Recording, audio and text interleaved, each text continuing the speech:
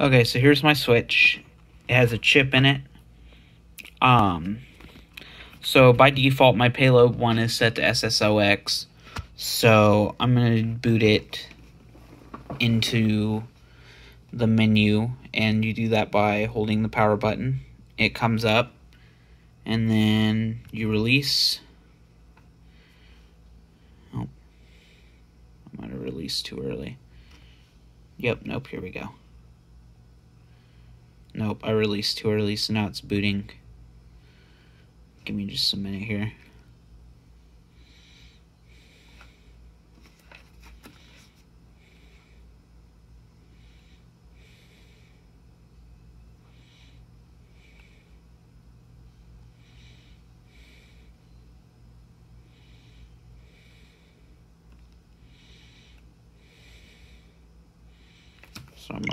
Nope.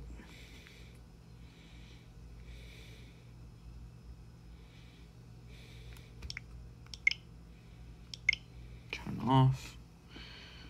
In just a second here.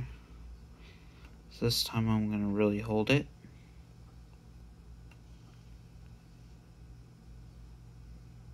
Here we go. To release. So this is the menu. So select is going to be power. Information will show you what straps are detected. So if you soldered, say, your volume up wrong, it'll tell you that. Boot animation 2 selected. So, and it even says name payloads as followed. So payload.bin is the one that loads by default. Payload 1 is your backup, so when you hit volume up in power, it'll boot your payload 1. And your bootloader / update.bin is your recovery mode. And then if I hit menu, you have like browse for payload, and then you can manage payloads, backup options, restore options. You can regenerate your license keys. The SAMD21 update mode is how you put the chip into update mode, and then you can USB mount for memloader or power off. So if I hit browse payloads, for example, I have lockpick on here. I didn't name it as a payload.bin or a recovery. So what I can do is I can boot lockpick, and then it boots its payload, which I can then use to dump my keys from my sysnand. And it will do that real quick. It loads into a version of Atmosphere, and it dumped my keys. And then I can go... Where's my keys? Okay. Then I can just go power off. But yeah, I mean, it's very versatile.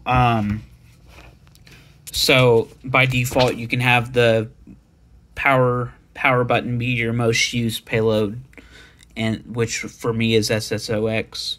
Power and volume up can be like a payload you don't use as often, like maybe like Atmosphere or something if you need that for some reason, or like if you're booting an Android or something, you could do that. Whatever.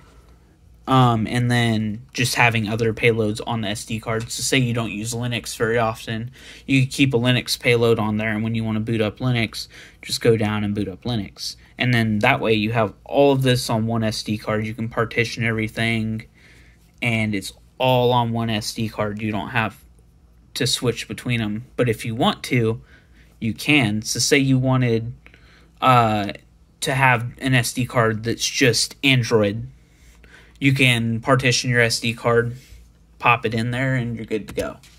So yeah, it's very versatile, and I really like it. So yeah, that's about it. I mean, just showing off the menu a little bit. We'll see you later.